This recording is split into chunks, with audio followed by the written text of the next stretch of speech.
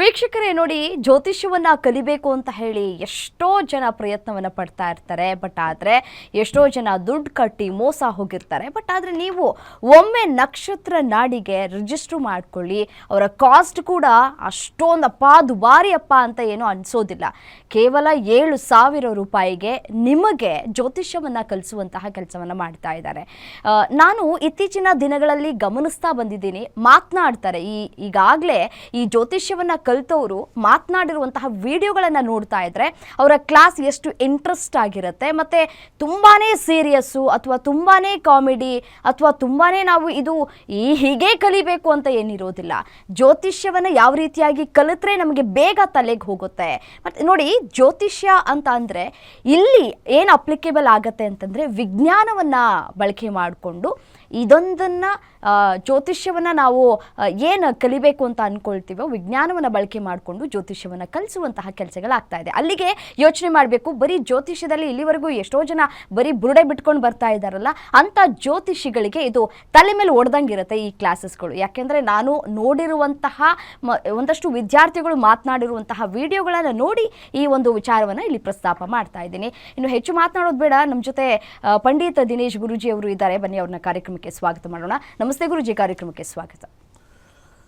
ಓಂ ಶ್ರೀ ಗುರುಭ್ಯೋ ನಮಃ. ಹರಿ ಓಂ. ಓಂ ದ್ರಾಂ ದ್ರೀಂ ದ್ರೌಂ ಸಹ ಶುಕ್ರಾಯ ನಮಃ. ಓಂ ನಮೋ ಭಗವತೆ ವಾಸುದೇವಾಯ. ಓಂ ನಮೋ ನಾರಾಯಣಾಯ.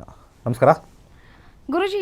ಸಾಮಾನ್ಯವಾಗಿ ಜ್ಯೋತಿಷ್ಯ ಅಂತಂದ್ರೆ ಆ ದೇವರು ಹೀಗೆ, ಈ ದೇವರು ಹೀಗೆ, ಈ ದೇವರು ಆ ರೀತಿಯಾಗಿ ಪವಾಡ ಮಾಡುತ್ತೆ, ಈ ದೇವರು ಈ ರೀತಿಯಾಗಿ ಪವಾಡ ಮಾಡುತ್ತೆ, ಬರೀ ಪವಾಡಗಳನ್ನೇ ಸೃಷ್ಟಿ ಮಾಡ್ತಾ ಹೋಗುತ್ತೆ ಅಂತ ಹೇಳ್ತಾರೆ ಜ್ಯೋತಿಷಿಗಳು.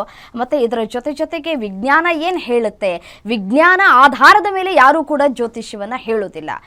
ಒಂದು ಅಂದಾಜಿನ ಮೇಲೆ ಜ್ಯೋತಿಷ್ಯ ಹೇಳುವಂತಹ ಕೆಲಸಗಳು ಇತ್ತೀಚಿನ ವರ್ಷಗಳ ಆಗ್ತಾನೆ ಇದೆ. ಅದನ್ನೇ ಬಂಡವಾಳ ಮಾಡ್ಕೊಳ್ತಾ ಇದ್ದಾರೆ. ಬಟ್ ಆದರೆ ನಾನು ನಿಮ್ಮ ವಿದ್ಯಾರ್ಥಿಗಳು ಹೇಳಿದಂತಹ ಮಾತುಗಳನ್ನು ಕೇಳಿದಂತಹ ಸಂದರ್ಭದಲ್ಲಿ ನನಗನ್ಸಿದ್ದು ಇಲ್ಲಿ ಬಹಳ ವಿಜ್ಞಾನ ಮತ್ತು ಟೆಕ್ನಾಲಜಿಯನ್ನು ಬಳಕೆ ಮಾಡಿಕೊಂಡು ಯಾವ ರೀತಿಯಾಗಿ ಜ್ಯೋತಿಷ್ಯವನ್ನು ಹೇಳ್ತಾ ಇದ್ದೀವಿ ಅನ್ನೋದ್ರ ಬಗ್ಗೆ ಕ್ಲಾಸಸ್ಗಳನ್ನು ನಡೆಸ್ತಾ ಇದ್ದೀರಿ. ಇದ್ರ ಬಗ್ಗೆ ಸ್ವಲ್ಪ ಬ್ರೀಫಾಗಿ ಹೇಳೋದ. ಒಂದು ಭಾಳ ಪ್ರಮುಖವಾಗಿ ನಾವು ತಿಳ್ಕೋಬೇಕು ಅಂತಂದರೆ, ಅನ್ನನ ನಾವು ತಿನ್ಬೇಕಾದ್ರೆ ಒತ್ಕೊಳ್ತೀವಿ, ಕಣ್ಣಿಗೆ ಒತ್ಕೊಂಡು ತಿಂತೀವಿ. ಸಾಮಾನ್ಯವಾಗಿ ಎಲ್ಲರೂ ಮಾಡ್ತಾರೆ. ಯಾಕಪ್ಪ ಅಂತಂದರೆ ಅದು ಅನ್ನ ಆಹಾರ ನಮ್ಮ ಹೊಟ್ಟೆಗೆ ಹೋಗೋದಾದಮೇಲೆ ನಮಗೆ ಶಕ್ತಿ ಕೊಡುತ್ತೆ ಅಲ್ವಾ? ಅದು ಸೈನ್ಸ್.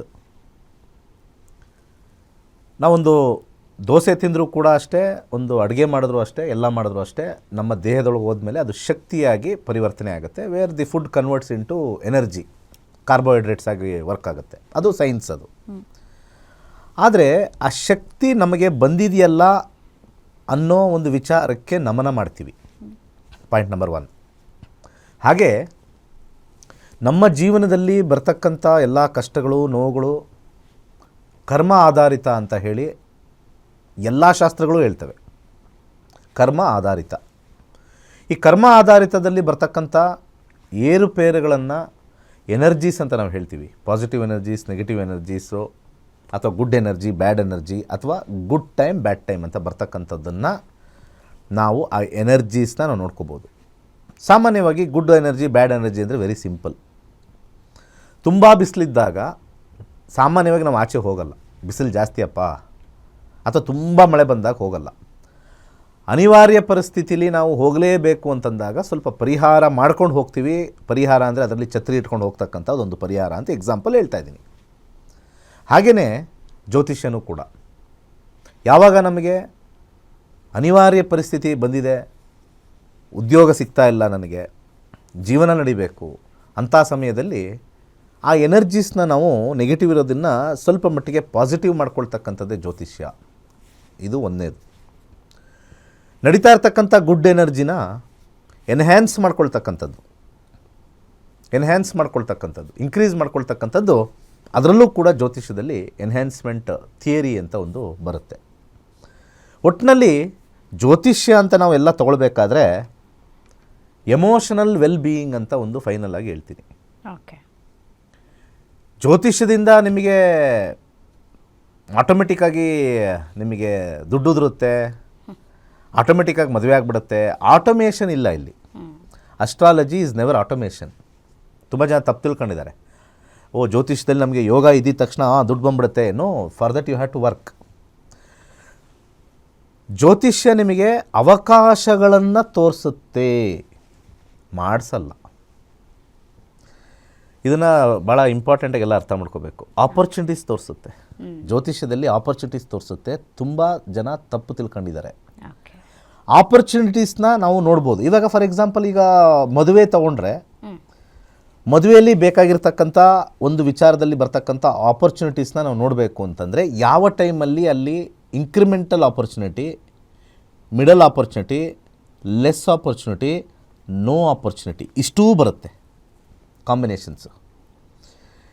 ಅನ್ಲಿಮಿಟೆಡ್ ಆಪರ್ಚುನಿಟಿ ಬಂದಾಗ ನಾವು ಮನಸ್ಸಿಗೆ ಇದು ಒಳ್ಳೆ ಟೈಮಾ ಮಾಡ್ಕೋಬೇಕಾ ಅನ್ನೋದನ್ನು ಒಂದು ನಿರ್ಧಾರ ಬರೋಕ್ಕೆ ಜ್ಯೋತಿಷ್ಯ is A indicator and A opportunity window. ಅದು ಬಿಟ್ಟರೆ ಇವನಿಗೆ ಜ್ಯೋತಿಷ್ಯ ಗೊತ್ತು, ಇವನು ಏನು ಬೇಕಾದ್ರೂ ಮಾಡ್ಕೋಬೋದು ಅಂತಕ್ಕಂಥ ಹುಚ್ಚು ಹುನ್ನಾರ ಇಲ್ಲ. It is A very simple science. ಇವಾಗ ನನ್ನ ದೇಹದಲ್ಲಿ ಬಿ ಪಿ ಎಷ್ಟಿದೆ ಅಂತ ನೋಡ್ಕೋಬೇಕು ಅಂದರೆ ಅಲ್ಲೊಂದು ಮಷಿನ್ ಇರ್ತದೆ, ಅದನ್ನು ಕೈಗೆ ಹಾಕೊಳ್ತೀವಿ, ಒತ್ತುತ್ತೀವಿ, ಬಿ ಪಿ ಇದೆ. ಅದನ್ನು ನಾವು ನೋಡಿಕೊಂಡು ಈಗ ಸ್ವಲ್ಪ ಕಂಟ್ರೋಲ್ ಮಾಡ್ಕೋಬೇಕು.